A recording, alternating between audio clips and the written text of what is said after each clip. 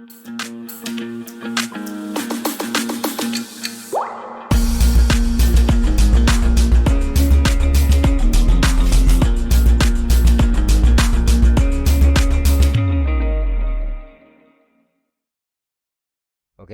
kita mulai saja. Jadi pada tugas yang sudah Pak Fat sampaikan dan tugas jawaban sudah masuk, yang sebagian besar mempertanyakan untuk jawaban nomor 3 dan 4, khususnya nomor 3. Nah, karena dari banyak pertanyaan inilah, maka untuk kesempatan pagi ini saya akan menjelaskan tentang bagaimana cara menghitung perbandingan produktivitas energi antara konsumen tingkat 1 dan konsumen tingkat 2. Dan nanti dilanjut ke pertanyaan nomor 4, yaitu menjelaskan mengapa produktivitas energi pada konsumen tingkat 1 paling tidak efektif dibandingkan dengan produktivitas energi pada konsumen tingkat 2 dan seterusnya. Oke, kita masuk ke gambar yang lebih jelas lagi, bisa kita lihat.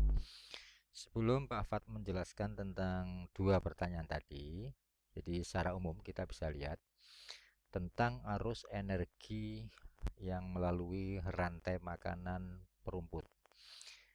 Ini dalam satuan kilojoule per meter persegi tiap tahun. Jadi sumber dari semua energi adalah sinar matahari dengan jumlah 1 juta kilojoule per meter persegi per tahun. Dari 1 juta ini ternyata tidak seluruhnya itu masuk ke dalam proses fotosintesis, karena hanya separuh saja yang masuk, sementara yang separuhnya lagi yaitu 500.000 itu terpantul kembali ya ke ke angkasa, tentunya ya, ke atmosfer. Nah, yang separuhnya 500.000 lah yang terselap dalam proses foto di dalam produsen. Melalui proses fotosintesis, maka tidak semuanya ini akan terbentuk menjadi energi di dalam tanaman, di dalam kelompok produsen ini. Setelah melalui proses fotosintesis, maka akan terbentuk energi kimia sejumlah 10.000 kilojoule per meter persegi per tahunnya. Ini yang disebut dengan produktivitas primer kotor. Mengapa kita sebut kotor? Karena dari 10.000 ini nanti akan dimanfaatkan untuk proses respirasi. Ini kurang lebih ada 2000 kilojoule. Kemudian masih juga digunakan untuk proses pertumbuhan dan perkembangan oleh produsen itu sendiri. Sehingga dari 10.000 dengan 2.000 digunakan untuk proses respirasi serta pertumbuhan dan perkembangan ini, maka tinggal 8.000 kilojoule per meter persegi per tahunnya sebagai bentuk energi kimia yang tersimpan di dalam tanaman atau kelompok produsen ini. Ini yang kita sebut dengan PPB atau produktivitas primer bersih. Ini 8.000. Nah, masuk ke pertanyaan nomor 3 tadi, berapa produktivitas primer untuk konsumen tingkat 1?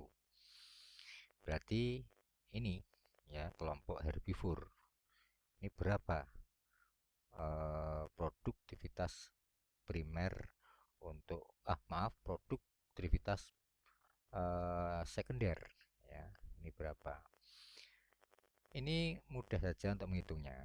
Jadi caranya adalah dari 8.000 energi kimia yang tersedia, itu ada berapa yang diserap atau yang masuk ke dalam kelompok produk kelompok konsumen tingkat satu ini atau herbivore ini.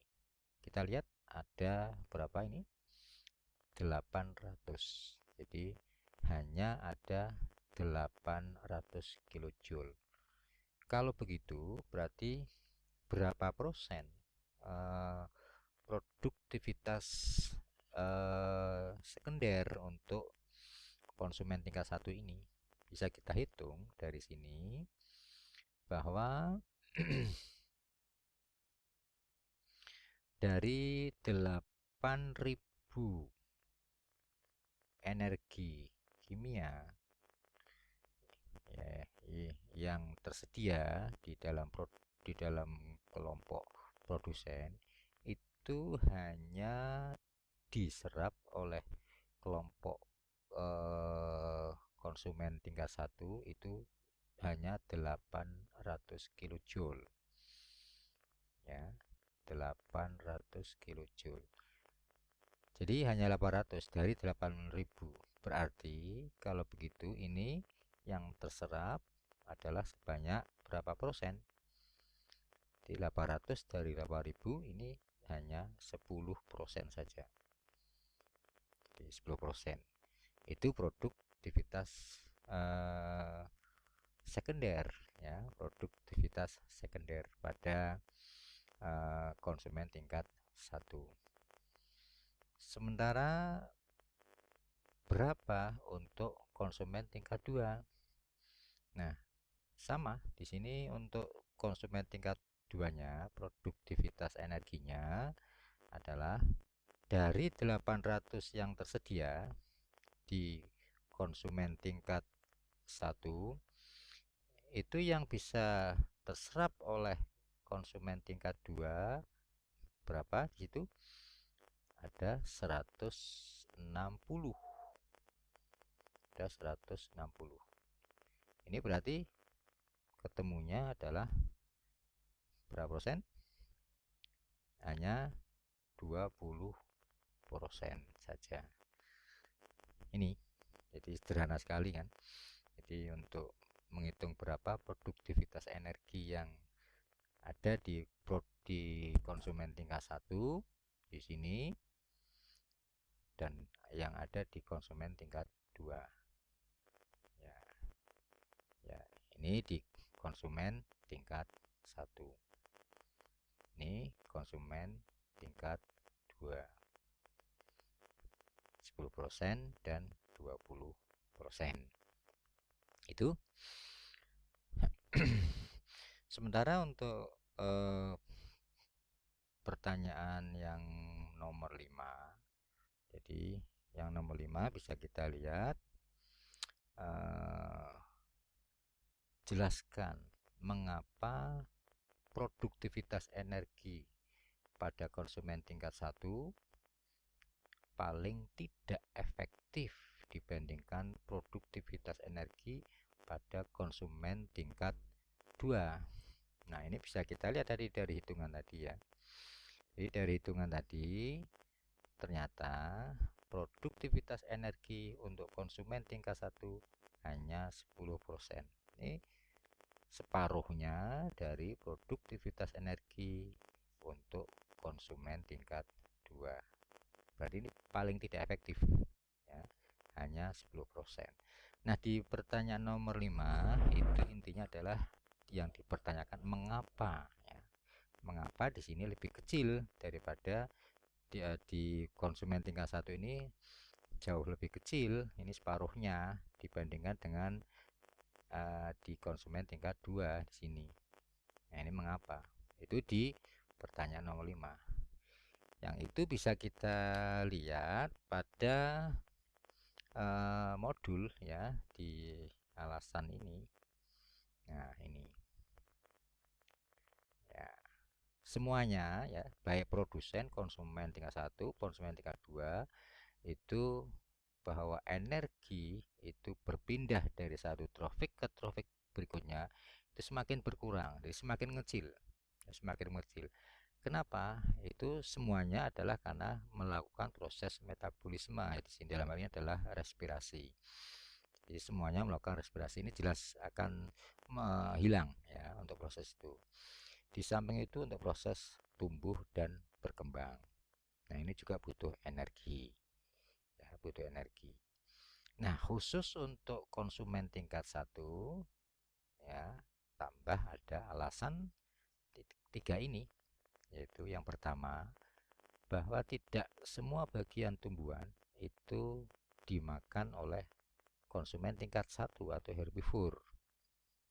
Ya, misalnya aja batang, akar, kan bagian yang tidak dimakan oleh konsumen tingkat 1. Yang kedua, tidak semua bagian tumbuhan itu bisa dicerna secara sempurna oleh konsumen tingkat 1. Ya. Kenapa? Ya, karena tidak memiliki enzim. Jadi tidak memiliki enzim. Misalnya untuk serat kasar, yaitu misalnya selulosa. Ini kan memang sulit untuk dicerna. Kita ya, manusia ini termasuk yang tidak memiliki enzim selulase sehingga tidak bisa mencerna selulosa. Kemudian yang ketiga, kehilangan energi sebagai panas selama dicerna di dalam sistem pencernaan makanan pada konsumen tingkat 1. Itulah alasannya mengapa produktivitas energi di konsumen tingkat 1 itu paling rendah. Saya kira itu ya penjelasan dari Pak Fat. Mungkin kalau masih ada yang belum jelas bisa ditanyakan melalui WA atau bisa ditulis di Edmodo di forum Edmodo ya. Silakan langsung ditanyakan, nanti akan kita jelaskan. Dan kalau tidak ada permasalahan, insya Allah nanti untuk pertemuan berikut yang akan datang kita sudah masuk ke ulangan harian untuk ekosistem ya. Terima kasih. Assalamualaikum warahmatullahi wabarakatuh.